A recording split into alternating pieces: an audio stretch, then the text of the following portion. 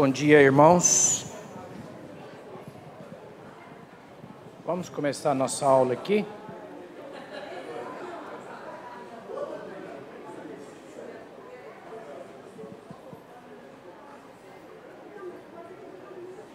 Vamos começar a nossa aula aqui nessa classe. Vamos orar?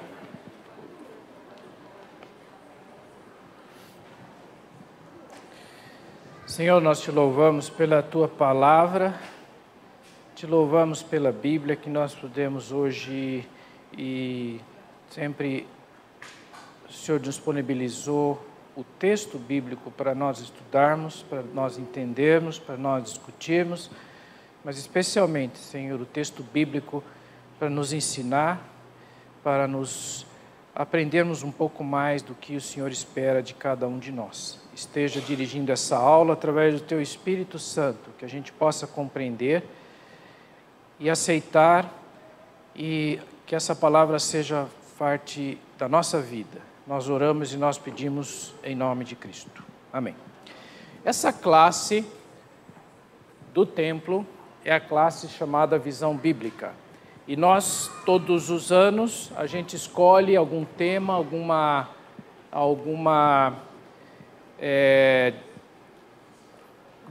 texto bíblico ou parte da história bíblica para a gente compreender um pouco mais da visão bíblica do que Deus tem para nós. Agora, no período de dezembro, janeiro e parte de fevereiro, foram aulas avulsas e hoje a gente retoma uma sequência de estudos da nossa Bíblia.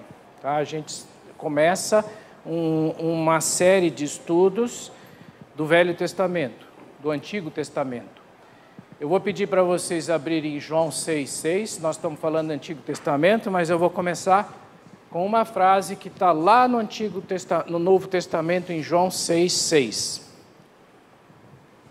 6,60, desculpe.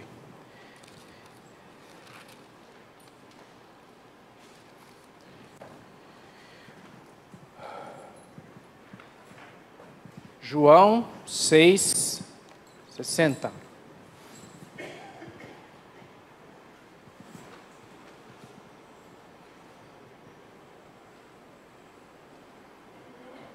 João 6,60, Jesus estava conversando e falando com seus discípulos e em temas que talvez eles não entendessem muito bem. Aí os discípulos, respondendo a o que Jesus estava ensinando, eles falam assim: muitos dos seus discípulos, tendo ouvido tais palavras, disseram: duro é este discurso, quem o pode ouvir? São palavras duras. Quando a gente lê numa outra versão, quem tem a nova versão internacional, diz assim: ao ouvirem isto, muitos dos seus discípulos disseram: dura é esta palavra, quem pode suportá-la? João 6,60. Esse é o nosso tema da sequência desse semestre. São palavras difíceis, palavras duras do Antigo Testamento. Nós estamos nos baseando num livro que chama Hard Sayings of Bible, as palavras duras, as palavras difíceis, as afirmações difíceis, as afirmações contundentes da Bíblia. Esse vai ser a nossa conversa nesse ano, nesse semestre. Se vocês lembram bem, no ano passado, em 2015, nós também estudamos, mas nós focamos no Evangelho, naquelas afirmações contundentes, difíceis do Evangelho. A partir agora desse semestre, a gente vai pegar o Antigo Testamento. E o Antigo Testamento é difícil de entender, não é? A gente adora e gosta muito do Novo Testamento, né? A gente é mais confortável, é mais tranquilo. Às vezes a gente tem uma frustração, é difícil de entender.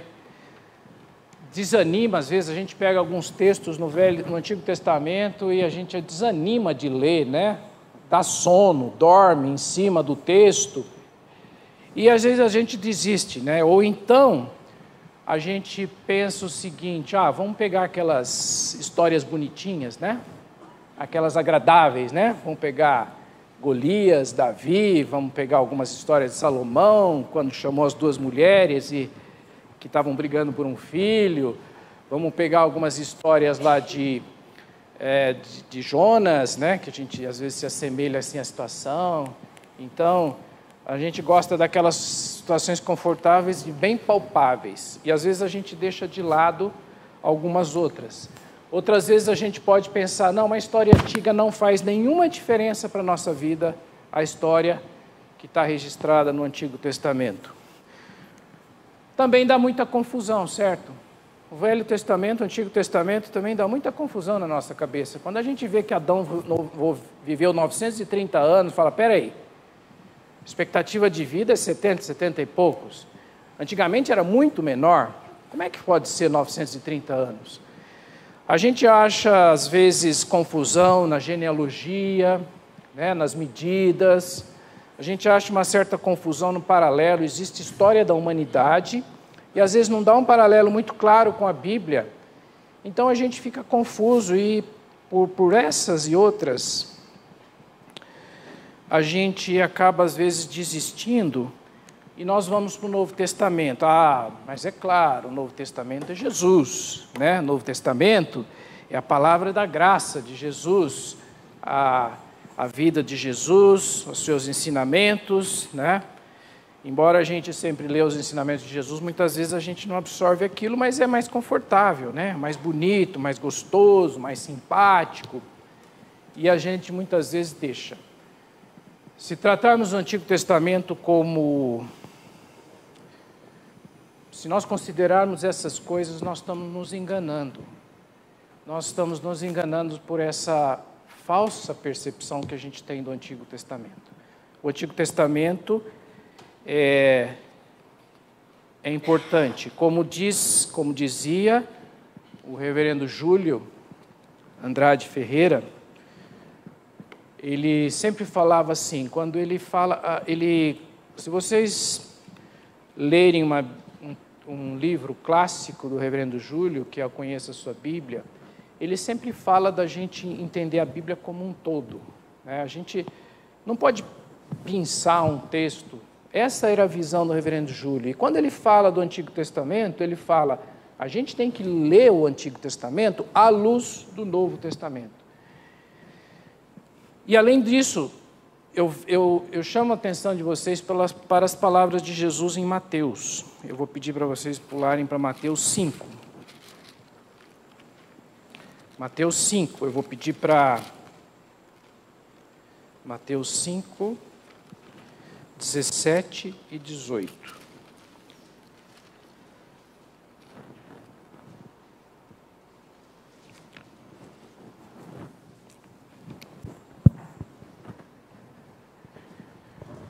Mateus 5, 17 e 18. Pastor, o senhor já achou aqui? Pode ler para nós? Mateus 5, 17 e 18.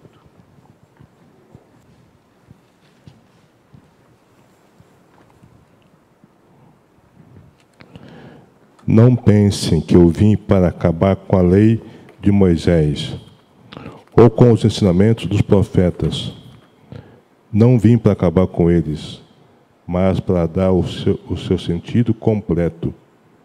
Eu afirmo a vocês que isto é verdade. Enquanto o céu e a terra durarem, nada será tirado da lei, nem a menor letra, nem qualquer acento, e assim será até o fim. Muito bem.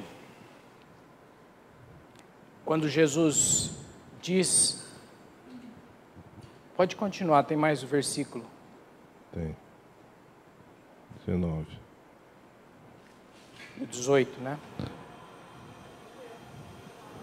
Portanto, qualquer um que desobedecer ao menor mandamento e ensinar os outros a fazerem o mesmo, será considerado menor no reino do céu. Por outro lado, quem obedecer à lei e ensinar os outros a fazer o mesmo, será considerado grande no reino do céu. Erro meu, né? Era até o 19, não até o 18. Até 19. Mas isso mesmo, até o 19. Então, Jesus reafirmou a importância que muitos dos seus dos líderes da época estavam achando que Jesus estava querendo contestar o que estava na lei de Moisés, o que os profetas tinham falado. E pelo contrário, né? Jesus não só reafirmou nas suas palavras, como muitas vezes ele se referiu às palavras dos profetas.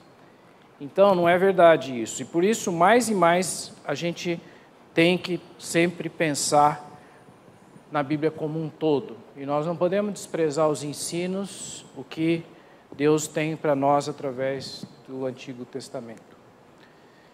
A igreja nossa, a igreja cristã reformada, considera a Bíblia do jeito que a gente tem, com os livros que a gente tem, como a palavra de Deus. Ele considera a Bíblia toda, não despreza nenhum texto aqui, do jeito que está aqui, e do jeito que está, que essa é a nossa palavra, é isso que nós consideramos a palavra de Deus. Então a gente não pode jogar fora nenhum texto, mesmo que sejam textos contundentes. E esse é o propósito desse estudo nosso, pegar alguns textos para a gente discutir. A leitura do Antigo Testamento muitas vezes é difícil e a gente vê às vezes contradições, né? E a gente tem que lembrar um pouco, às vezes não perder deixa para os estudiosos, para os teólogos, para resolver as diferenças das vírgulas, né? Nós temos que entender, a Bíblia na época foi escrita, foi copiada, né? Não havia computador, não havia Word, não havia e-mail, não havia nada. A pessoa participava, via de alguma coisa, né? Ia lá e escrevia um tempo depois. Isso era copiado, isso era reproduzido. Então, imagine vocês, a gente às vezes quando vai escrever um texto, às vezes a gente esquece uma palavra, esquece uma letra, isso é normal. Imagine vocês uma sequência de cópias. Outra coisa muito comum que a gente vê na Bíblia são termos diferentes por causa da língua, né? Então, às vezes, chama a mesma coisa, uma pessoa chama de um nome aqui, de outro nome lá, né? Cefas, Simão Pedro, e às vezes a gente começa Cefas e Simão Pedro é o mesmo? Não, porque isso foi dito numa língua, esse foi dito numa outra língua.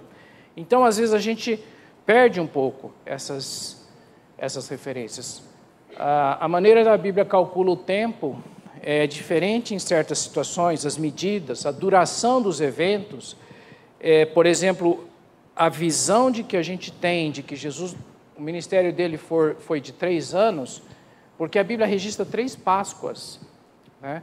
E assim os estudiosos montam em certas coisas e certas afirmações com base nessa, eu diria, um quebra-cabeça. Outra razão de ter diferenças é a visão de cada autor. Às vezes o autor está vendo aquela situação de uma maneira, o outro autor está vendo de outra maneira, de um outro ponto de vista. Não que seja conflitante, mas ele está enxergando de uma maneira, de um outro ângulo. Às vezes um autor dá ênfase ao tema, então ele quer desenvolver um tema, e outras vezes ele quer desenvolver o escrito da maneira cronológica. Então, tudo isso, às vezes, dificulta para a gente entender certos textos na Bíblia. Mas não que a gente deve desprezar, não que a gente deve achar, não. Então não serve, eu vou jogar fora, não presta, porque está tudo errado conforme a história secular. Não vou usar a Bíblia. Então, a visão que a gente tem que ter é de entender o que a Bíblia quer dizer, qual que é o texto, qual que é a visão, e a mensagem que Deus está querendo passar naquele momento. Hoje nós começamos a nossa aula, o nosso tema, dentro desses temas difíceis às vezes de entender, Nós vamos lá para o livro de Gênesis. Eu vou pedir para vocês abrirem no capítulo 2 de Gênesis.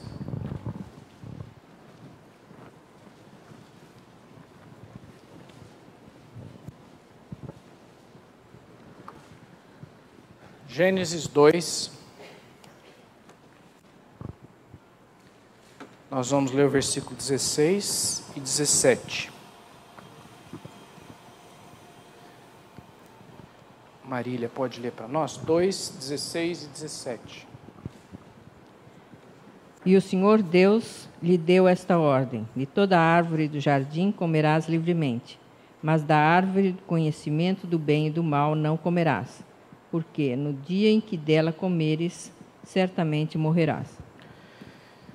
Coincidentemente, o pastor Ricardo hoje também abordou esse texto de um ponto de vista diferente do que a gente vai abordar, mas nós vamos conversar um pouco sobre esse mesmo texto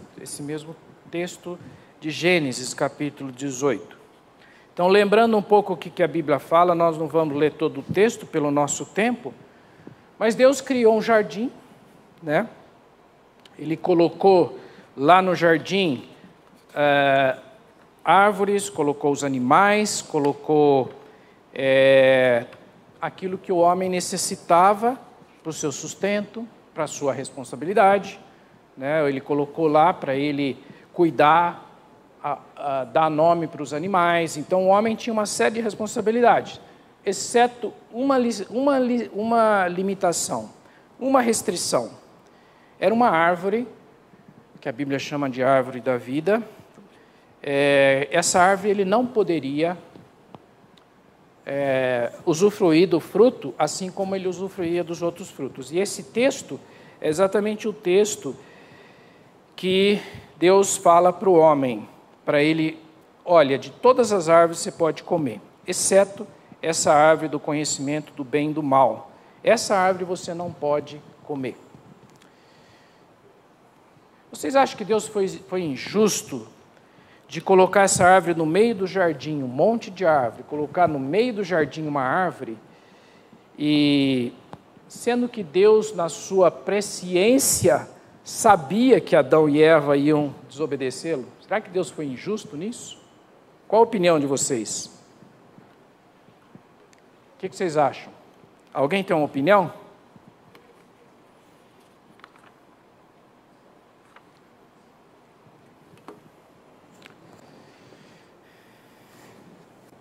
Parece que Deus quis provocar, né? Olha, tem um monte de árvore, um monte de fruto que é bom, gostoso, colocou tudo lá, mas colocou uma árvorezinha lá que não poderia. Por que Deus iria fazer isso? Será que é muita injustiça? Será que Deus não foi justo nessa hora? Será que o teste... Deus estabeleceu um teste difícil ou um teste fácil para o homem? O que vocês acham? Alguém tem alguma opinião? Foi fácil ou foi difícil esse teste? Hã?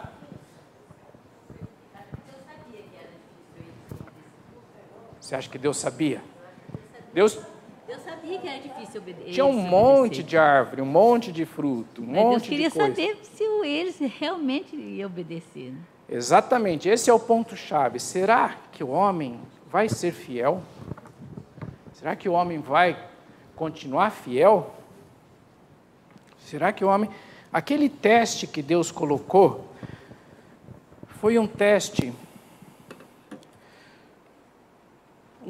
para saber da sua fidelidade, se ele ia continuar ou se não ia continuar. Deus poderia ter muito bem, né, criado o homem, colocado o homem, e não colocado isso dentro da sua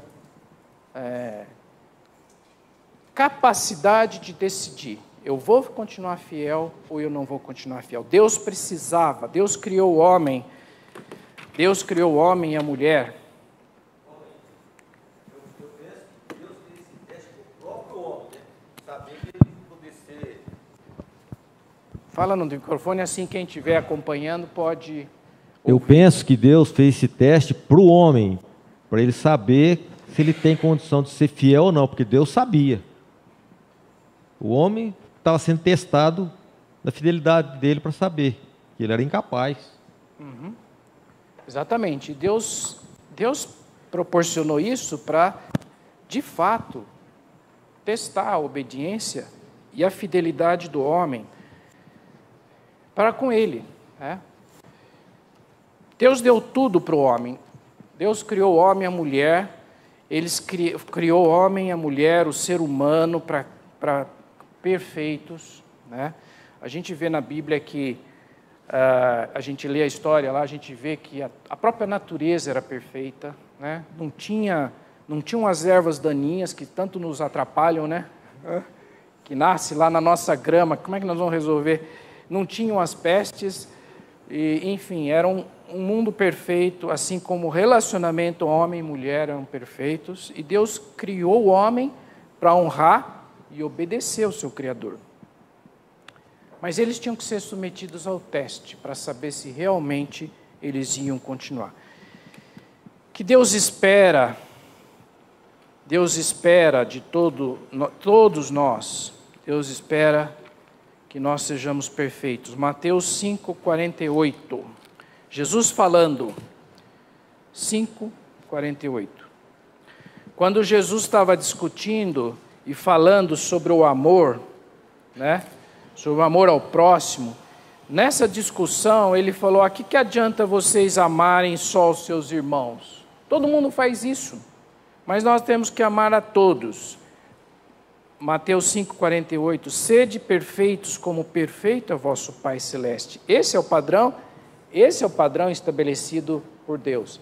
A gente, quando trabalha em qualidade, na empresa, na indústria, no serviço, na prestação, no comércio, existem padrões. E muitas vezes os padrões que a gente trabalha são padrões perfeitos, de zero defeito, de zero problema, de zero. Esse é o padrão. E Deus estabeleceu para o homem um padrão de zero defeito. É um padrão de zero, de perfeição. E esse é o padrão que Deus esperava do homem. Então, vejam bem, Deus deu tudo aquilo, colocou tudo aquilo, mas o homem não aproveitou aquilo, pelo contrário, ele foi exatamente...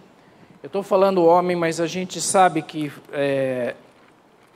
todo esse processo dessa queda é do ser humano. A gente às vezes dá ênfase aí, não, porque a mulher foi lá, mas tanto o homem quanto a mulher, tanto Adão quanto Eva, tinham a opção, a decisão de obedecer ou não.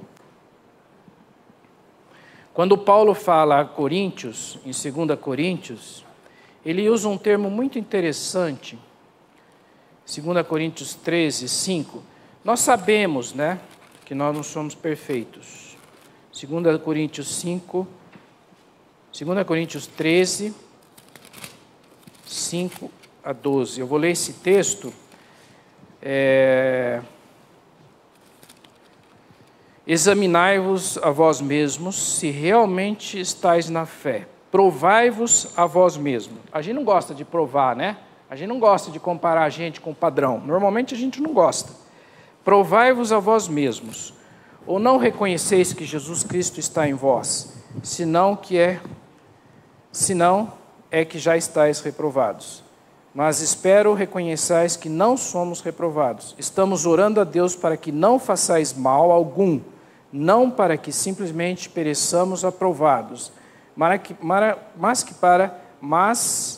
para que façais o bem, embora sejam tidos como reprovados. Porque nada podemos contra a verdade, senão em favor da própria verdade. Porque nos regozijamos quando nós estamos fracos e vós fortes. E isto é o que pedimos ao vosso aperfeiçoamento. Portanto, escrevo estas coisas, estando ausente, para que, estando presente, não venha usar de rigor, segundo a autoridade que o Senhor me conferiu para edificação e não para destruir.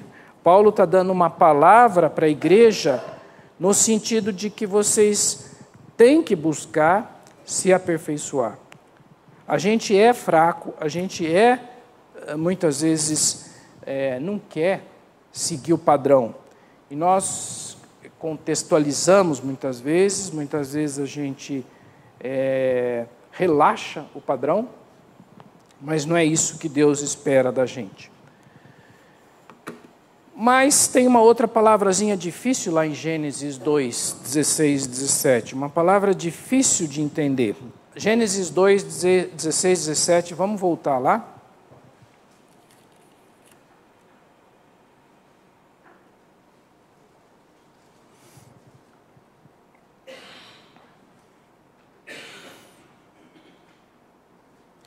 Esse texto novamente diz o seguinte: mas a árvore do conhecimento do bem e do mal não comerás, porque no dia em que dela comeres, certamente morrerás. Observem essa frase, certamente morrerás. Está dizendo aqui, Deus falou que eles certamente morrerão. Aí mais adiante, né? Quando a serpente começa a tentar a mulher,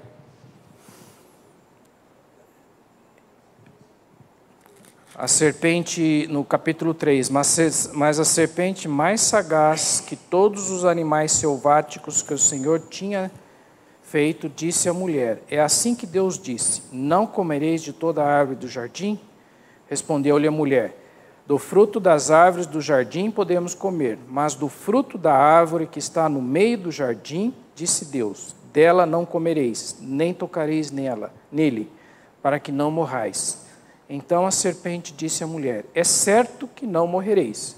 Aí está uma contradição já, que a serpente, Satanás, joga a dúvida na mulher, no pensamento que a mulher está tendo.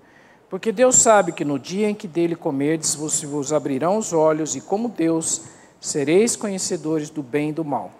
Vendo a mulher que a árvore era boa para se comer, agradável aos olhos, e a árvore desejável para dar entendimento, tomou-lhe do fruto e comeu, e deu também ao marido, e ele comeu.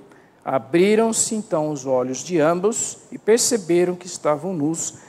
Cozeram folhas de figueira e fizeram cintas para si. Adão e Eva não deviam cair mortos naquele momento? Como é que nós entendemos esse texto dentro? Satanás foi mais sincero, mas Deus não falou certinho para o homem, botou medo, né? Se você fizer isso aqui, você vai apanhar. Se você fizer isso aqui, eles vão te pegar. Se você for lá naquele lugar, você vai se dar mal. Tá?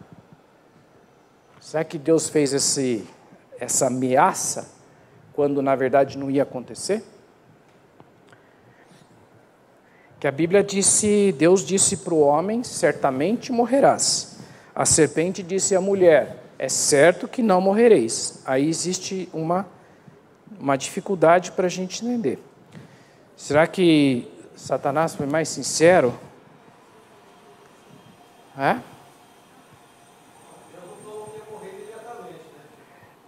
Muito bem. Nelson, você falou mais ou menos o que a Bíblia fala. A Bíblia fala, Deus não falou que ia morrer exatamente. E aí começa a gente a aprender um pouco do que os estudiosos buscam na Bíblia. A Bíblia, esses textos aqui foram escritos em hebraico, foram copiados. E o sentido das palavras, às vezes, o hebraico tem diferentes sentidos que às vezes a gente transforma para a mesma palavra, né?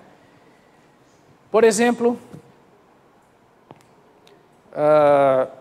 eu vou para São Paulo, certo? Eu vou a São Paulo. É um termo que eu não estou em São Paulo, eu estou indo a São Paulo. O sentido da palavra aqui é um sentido de que você vai estar no caminho da morte. Isso pelos estudiosos que leem o hebraico. A partir daquele momento você vai estar direcionado para morrer. E a gente sabe pela história bíblica que é isso. A outra coisa importante é que a Bíblia fala de 3 mortes. E tem maneiras diferentes e o contexto vai indicar que tipo de morte que está falando. A Bíblia fala primeiro de uma morte física, de fato, a pessoa que morre fisicamente.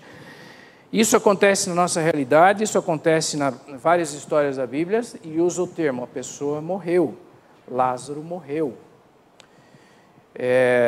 E assim por diante, vários outros, quando Moisés morreu, Josué continuou, e assim por diante. Então a palavra usa esse termo de morte. Mas a Bíblia também, em certas horas, usa o termo de morte espiritual. Morte espiritual. Nesse caso, nós estamos falando de uma morte espiritual, essa desconexão do homem com Deus, com o homem, com seu relacionamento com Deus. Existe uma terceira morte que a Bíblia se refere, e isso vai estar lá em Apocalipse, tá? Em Apocalipse vai falar de uma morte definitiva, quando no final dos tempos, aquela morte que não tem chance de volta. É aquela morte quando Deus retomar e a sua volta, aquele momento em que a pessoa não tem mais chance, acabou, está destinada à morte definitiva. Mas eu gostaria de voltar um pouco nessa questão aqui, para a gente aprender um pouquinho da situação com Eva. O que a Eva falou desta árvore? O que a Eva falou desta árvore? Quando ela olhou a árvore, o que ela viu naquela árvore? Quando a serpente falou, o que ela viu naquela árvore? Quem pode comentar alguma coisa?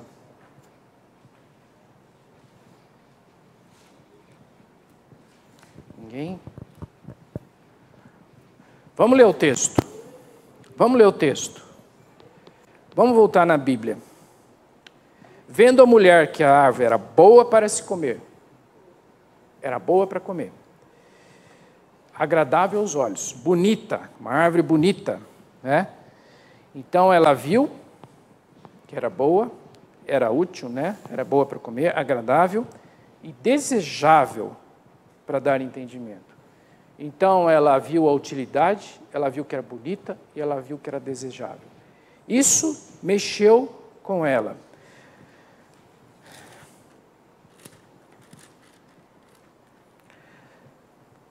Deus colocou no jardim um monte de árvore, talvez similares a essa árvore, mas ela foi exatamente tentada por essa sequência, né? Ela viu, desejou e ela viu que era útil para ela comer. Aí quando a gente vê isso na Bíblia, quando Paulo fala lá em 1 João 2,16, a mesma história, a mesma sequência, de uma maneira diferente. 1 João 2,16.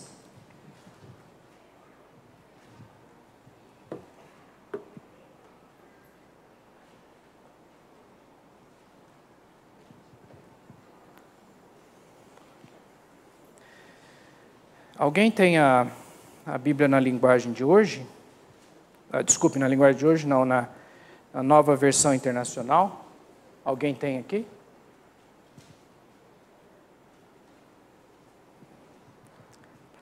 Diz esse texto em 1 João: não ameis o mundo, nem as coisas que há no mundo. Se alguém amar o mundo, o amor do Pai não está nele. Porque tudo que há no mundo, a concupiscência da carne, a concupiscência dos olhos e a soberba da vida, não procede do Pai, mas procede do mundo. Eu vou ler na Nova Versão Internacional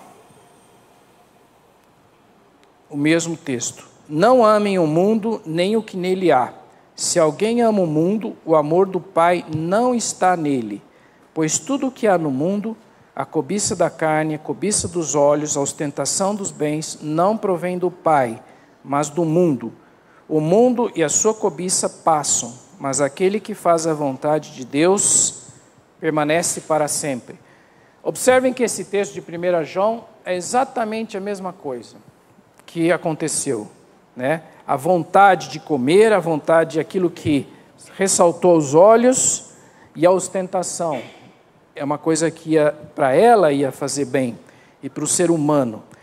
Então é interessante que esse é o caminho, né? Esse é o caminho que muitas vezes Satanás usa com a gente, né? Uma coisa bonita, uma coisa agradável, uma coisa que vai me dar um status mais. Esse é o caminho que muitas vezes a gente acaba caindo. E a gente percebe, por aquilo que Paulo fala, que isso não é o caminho que Deus espera da gente. Isso não é de Deus. Deus colocou no meio do jardim uma árvore. Essa árvore não tinha nenhum efeito especial. A Bíblia não diz que essa árvore tinha um especial, era simplesmente uma simbologia. Era uma árvore que talvez muito igual, parecida com todas as outras. Mas Deus colocou daquela árvore no meio do jardim com uma ordem: não comam daquela árvore. A simbologia da árvore era um teste, não era uma coisa especial, não era nada muito especial.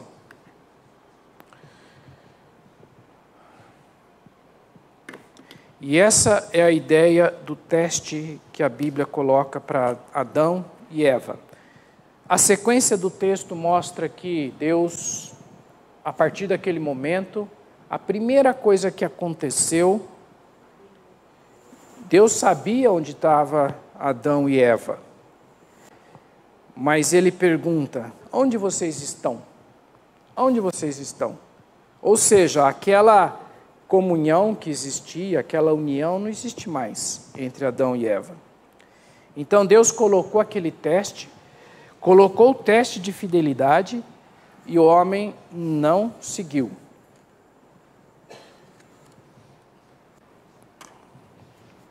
E aí, gente? Tá bom, tudo bem. Isso é bonito, é a história, é a simbologia da árvore, a simbologia desse tratamento, é essa morte que aconteceu. Mas e daí? Qual é o paralelo que a gente pode aprender? Qual é o que a gente pode trazer, levar para casa, para a gente nos crescermos no relacionamento com Deus? O que a gente aprende disso tudo? Ou não aprende? Ou é história que não serve para nós? Alguém tira alguma lição dessa situação? Paulinho, Pode falar. o Wagner estava com o microfone e não queria falar, então eu estou falando por ele, que ele cochichou aqui. Toda relação é uma relação de confiança, né? Então, ali o que nós temos é Deus conversando com o casal e fala: olha, é proibido. E isto gerou no ser humano, então, uma pergunta, né? Será que Deus está escondendo alguma coisa de mim melhor do que Ele já me deu? Melhor do que eu já tenho? Então, no relacionamento, essa questão da confiança é crucial, né? No relacionamento entre amigos, relacionamento conjugal, relacionamento com qualquer outro ente, o relacionamento é pautado pela confiança. E ali, então, na cabeça da mulher, quando ela viu que aquela árvore, então, era bonita, era agradável, certamente a conclusão Deus escondeu alguma coisa de mim. Então, quando uma relação é quebrada, quando o outro entende que a confiança não é o ponto central do relacionamento, aí a vaca vai para o brejo, né? Exatamente. E nesse caso especificamente do ser humano, a partir desse momento se quebra essa relação de perfeição, se quebra essa confiança, e a consequência direta é o caminho da morte. O caminho da morte. Felizmente, pela graça e o amor de Deus, que proporcionou através da história bíblica toda, e a história bíblica, ele estabeleceu e trouxe Jesus Cristo para recuperar e para dar essa nova oportunidade de recuperação. E nós que somos crentes e que nós cremos e que nós cremos em Jesus Cristo, nós temos a salvação e nós recuperamos essa confiança de Deus. Porém, existe uma coisa importante. Eu vou pedir para vocês abrirem Tiago, capítulo 1. Deus nos coloca testes hoje, toda hora, cada hora, para a gente aperfeiçoar a nossa fé. Assim como esse teste de fidelidade, de confiança, para não perder esse relacionamento, é nos colocado toda hora. Tiago 1:2. Meus irmãos, tende por motivo de toda alegria passardes por várias provações, sabendo que a provação da vossa fé, uma vez confirmada, produz perseverança. Ora, a perseverança deve ter ação completa, para que sejais perfeitos e íntegros, em nada deficientes.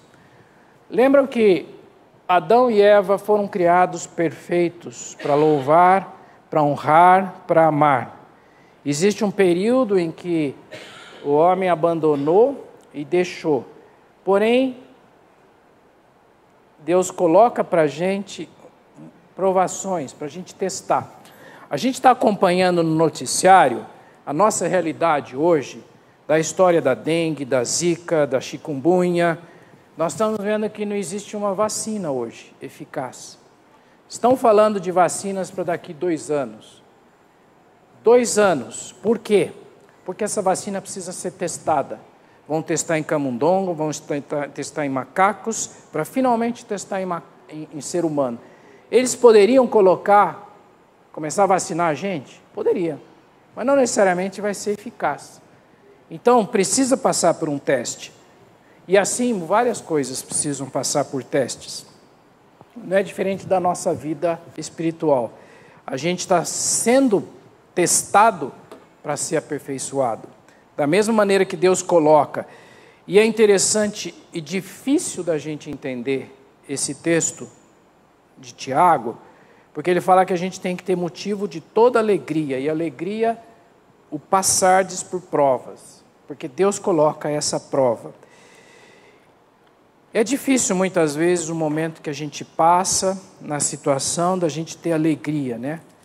E a alegria que a gente tem não é estar dando risada, né? É masoquismo, não é? A Bíblia não fala de masoquismo diante da situação, mas ele fala numa alegria no sentido da fé, do aperfeiçoamento da fé. 1 Pedro 1, 3 e 9.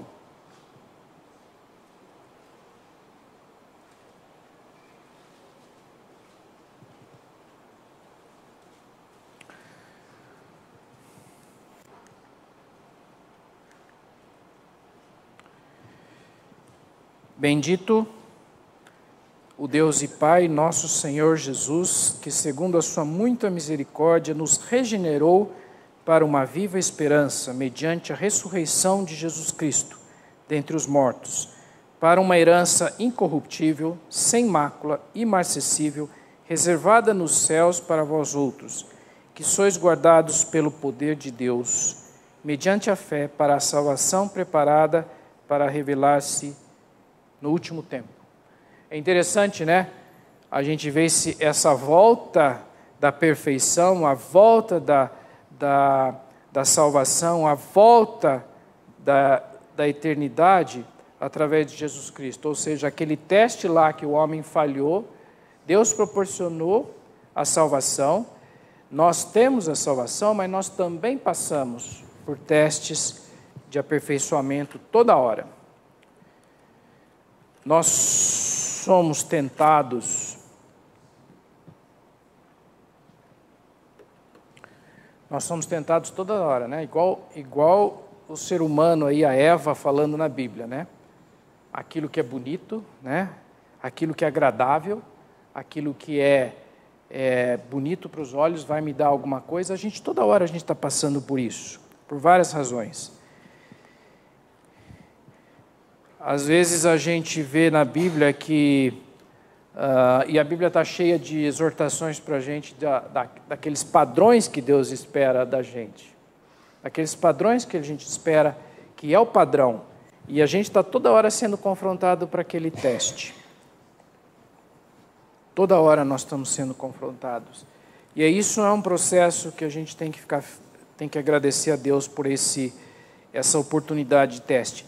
Então, voltando àquela pergunta, é um teste injusto?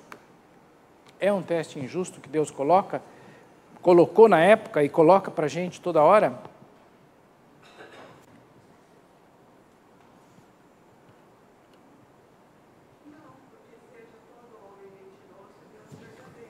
Momentinho só.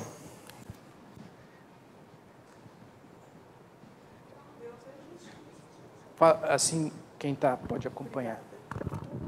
Não é, porque seja todo homem mentiroso e Deus verdadeiro. Então, eu creio que se a gente conhece os atributos eternos do caráter de Deus, Deus é bom, Deus é misericordioso, Deus visa o nosso bem.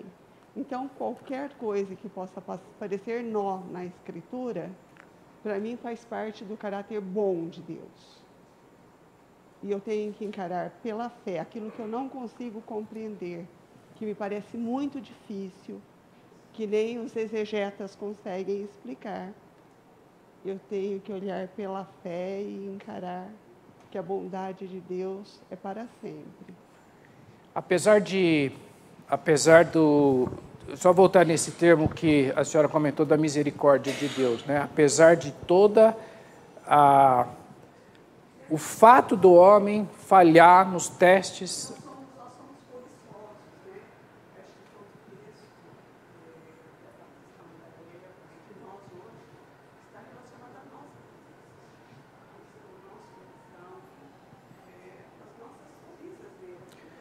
Exatamente.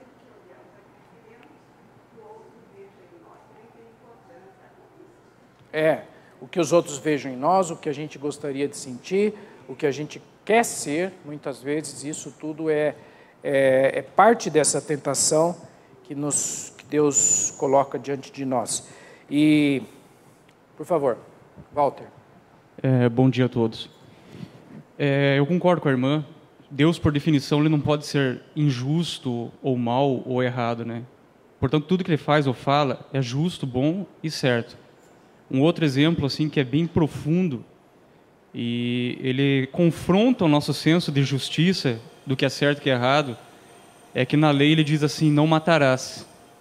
Só que um tempo depois, quando eles estavam adentrando na terra prometida, ele ordena que matem homens, matem crianças. E aí, Deus está se contradizendo? Então, por definição, a ordem dele é boa, certa e justa, independente da circunstância. E muitas vezes a gente é confrontado com isso, né? E nós começamos a questionar Deus, né?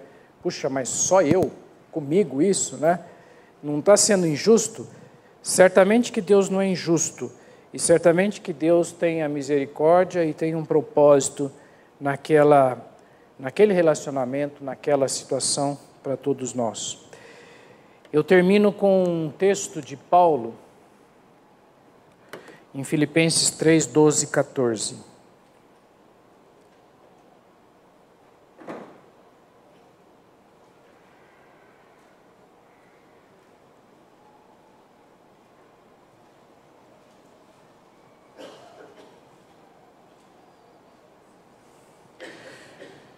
Não que eu tenha já recebido ou tenha já obtido a perfeição, mas prossigo para conquistar aquilo para que também fui conquistado por Cristo Jesus.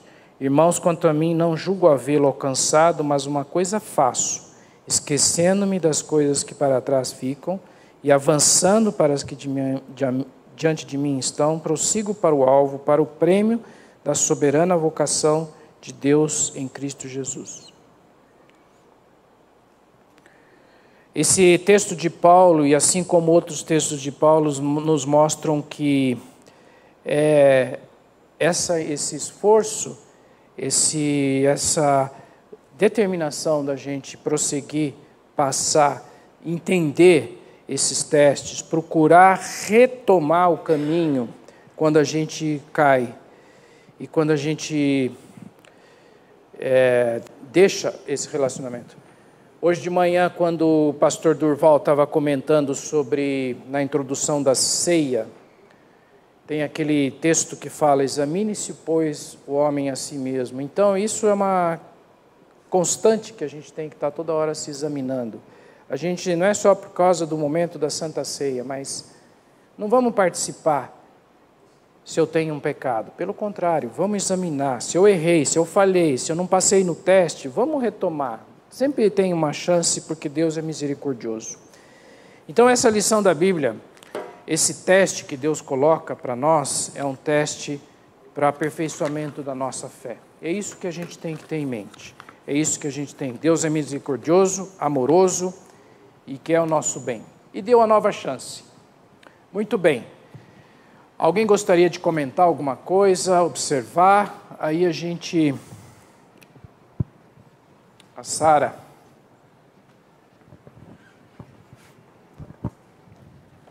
Só uma coisa que eu acho impressionante em tudo na palavra é que Deus sempre dá a oportunidade de livre-arbítrio para a gente. Então, a gente sempre tem a escolha de fazer o certo ou o errado. Então, Deus deu esse teste para Adão e Eva. Mas, mesmo sabendo que eles não iriam cumprir, eles tinham a liberdade de cumprir ou não. Eva tinha a decisão na mão de não seguir o que a serpente falava.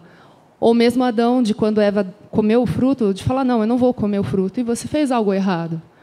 Então, isso que eu acho incrível, de que Deus dá essa confiança, essa liberdade para a gente. Mas, independente de Deus ter preparado esse teste ou não, Ele já tinha preparado a restauração. E isso que eu acho ainda mais bonito, mais incrível. Porque Deus preparou o teste sabendo que o homem ia falhar, mas Ele já tinha criado a restauração para isso. Já tinha criado a reaproximação dele de paz com o homem. Então, isso que eu acho importante lembrar. E é bom a gente lembrar também que não só Deus preparou a restauração, mas Deus nos dá as ferramentas hoje em dia. A gente tem a Bíblia, a Palavra de Deus, a gente tem o Espírito Santo, a gente tem a oração, a gente tem a comunhão, para que a gente possa, nesses momentos, se basear para retomar o caminho, para retomar o relacionamento. Muito bem. Algum outro comentário?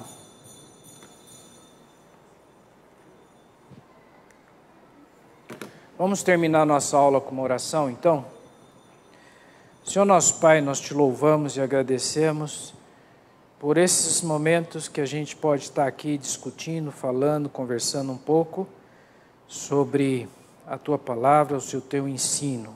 Esteja com cada um de nós, esteja com cada um nessa reflexão, nessa incorporação, nessa integração dessa palavra no nosso relacionamento com o Senhor. Esteja, Senhor, nos dando a confiança, a certeza, nos momentos de provação, nos momentos de dificuldade, que a gente possa ter esse conforto que a Bíblia nos exorta, da confiança na Tua direção, na Tua providência, especialmente na Tua soberania sobre todas as coisas. Nós oramos e nós pedimos estas coisas em nome de Jesus Cristo. Amém. Um bom domingo a todos.